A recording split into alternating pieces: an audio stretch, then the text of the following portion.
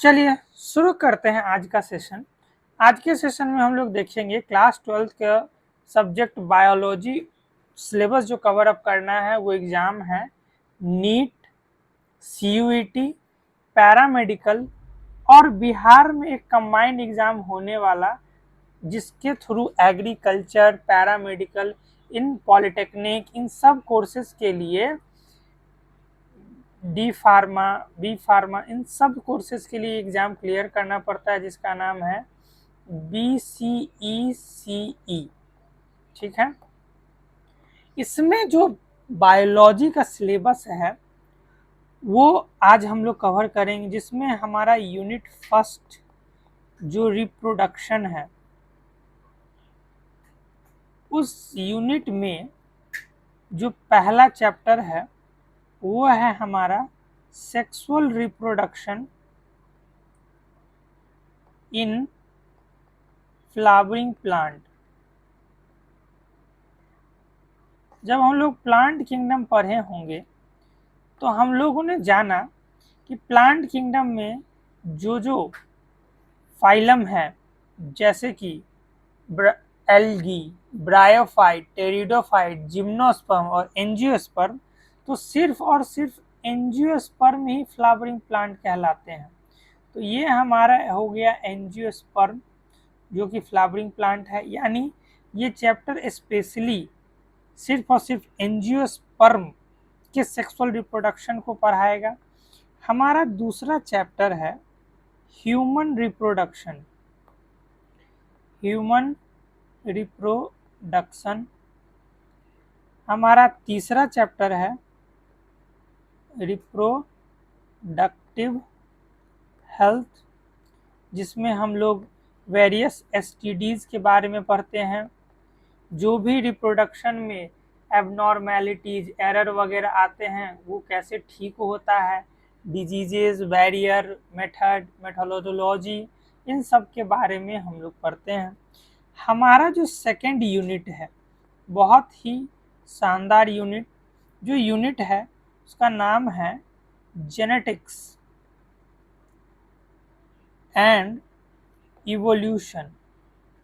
Genetics and evolution सबसे सवाल अगर कहीं पूछे जाते हैं तो इसी सेक्शन से पूछे जाते हैं, जिसमें कि इसका पहला जो चैप्टर है वो है हमारा प्रिंसिपल्स ऑफ इनहेरिटेंस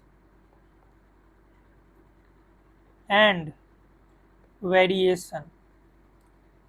मोस्टली जो कोचिंग वगैरह में पढ़ाई होती है तो इस चैप्टर को नाम दे दिया जाता है Mendelian genetics, father of genetics, Mendelian genetics, इसके अंडर इसको पढ़ा दिया जाता है। फिर हमारा पांचवा आता है molecular genetics, molecular basis of inheritance. Inheritance वो चीज़ होता है जो हम फादर पेरेंट्स से ऑफस्प्रिंग को मिलता है, और वेरिएशन है कि डिग्री ऑफ चेंजेस, कितना ऑफस्प्रिंग अपने पेरेंट से वेरी कर रहा है, दिस इज कॉल्ड वेरिएशन। ज़्यादा डीप अच्छे से चैप्टर्स के अंदर पढ़ेंगे हम लोग। हमारा इस सेक्शन में छठा चैप्टर है जिसका नाम है इवोल्यूशन, की लाइफ अर्थ पे कैसे स्टार्ट हुआ, कैसे इवॉल्व हुआ, और जो अभी स्पीसीज हम लोग जो भी ऑर्गेनिज्म देख रहे हैं ये एज इट इज शुरुआत में भी था तो नहीं, ऐसा बिल्कुल नहीं था। अर्थ भी धीरे धीरे ग्रो हुआ है, इवॉल्व हुआ है, चेंजेज आए हैं, और अर्थ पे रहने वाले ऑर्गेनिज्म में भी इवोल्यूशन आया है, चेंजेज आया है, और वो करोड़ों लाखों करोड़ों सालों में हुआ है। जो अभी हम लोग देख रहे हैं वो as a result of evolution है। हमारा सेकेंड यूनिट रहेगा, हमारा जो सेकेंड यूनिट है, यूनिट अब थर्ड आएगा, थर्ड यूनिट हमारा रहेगा biology in human welfare. Biology को कैसे हम लोग ह्यूमन वेलफेयर में इस्तेमाल करते हैं, जिसमें कि हमारा 7वां चैप्टर है, उसका नाम है human health and disease. Various diseases के बारे में पढ़ेंगे, कैंसर के बारे में पढ़ेंगे, उसके बाद HIV के बारे में पढ़ेंगे, मलेरिया के बारे में पढ़ना है। मेजरली क्वेश्चन इन्हीं सब से आते हैं। हमारा 8वां टॉपिक है microbes in human welfare.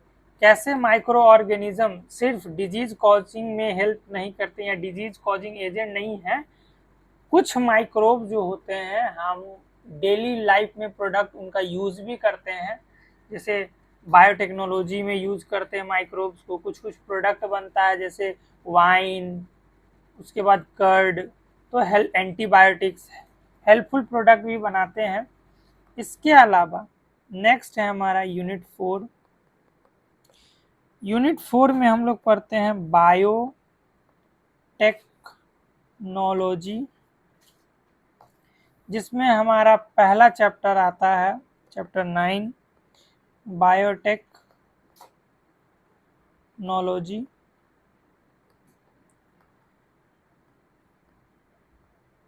Principal and processes. 10वां है इसी में बायोटेक्नोलॉजी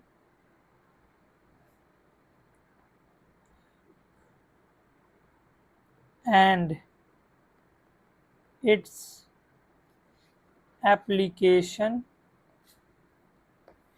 पहला 9th में हम लोग को पढ़ना है कि बायोटेक्नोलॉजी कैसे इवॉल्व हुआ, फिर दूसरा पढ़ना है कि आया तो कैसे कैसे हम लोग उसको यूज कर रहे हैं। एप्लीकेशन में मेनली हम लोग को उसके यूजेस पढ़ने हैं, ये कैसे काम करता है। नेक्स्ट टॉपिक है हमारा नेक्स्ट सेशन 5th यूनिट और चैप्टर अराउंड 11। इसका नाम है, यूनिट का नाम है इकोलॉजी। कैसे बायोलॉजी, कैसे ह्यूमन, कैसे एनिमल, कैसे प्लांट, कैसे बायोस्फीयर में एक दूसरे से सब कोई कनेक्टेड है। लिविंग और नॉन लिविंग चीज़ें कैसे एक दूसरे से कनेक्टेड हैं, ये इकोलॉजी में पढ़ाएंगे। पहला चैप्टर है ऑर्गेनिज्म एंड पॉपुलेशन। हमारा 12th चैप्टर है इकोसिस्टम और हमारा लास्ट चैप्टर है बायोडाइवर्सिटी एंड कंजर्वेशन। इन्हीं सारे चैप्टर्स में से आपसे सवाल पूछे जाएंगे, अगर वो 12th क्लास से पूछा जाए तब, और 11th से पूछा जाए तो उसके लिए मैं अलग वीडियो बना दूंगा।